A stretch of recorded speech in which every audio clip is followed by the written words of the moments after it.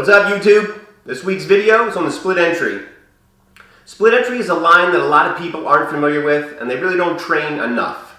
We know that fighting is merely a series of reference points, and this is a reference point that everybody needs to know, whether they're a kickboxer, boxer, or you're training for street self-defense. So we're going to run through a couple drills, we'll break them down, and hopefully you have a better understanding of the split entry and you can start training it. Here you go!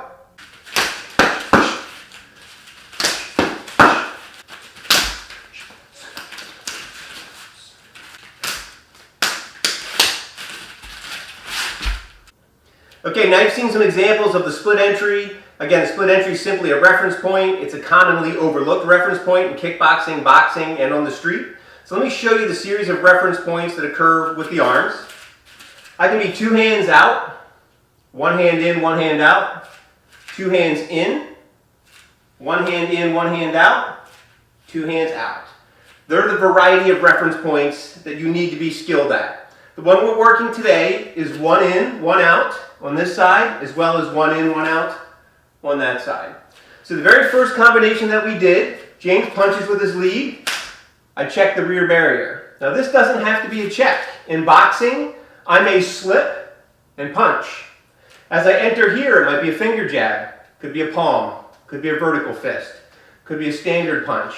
I'm actually checking the rear barrier, which is very common with an opponent who has a weapon. This way, if he moves the rear barrier, I can actually feel that.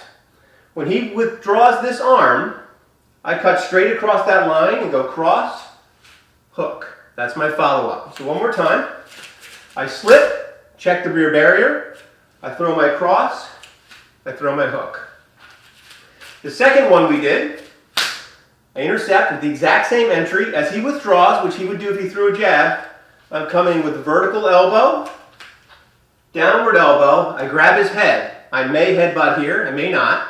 I pop his arm out, I catch it. On the recoil, I hit him with another elbow.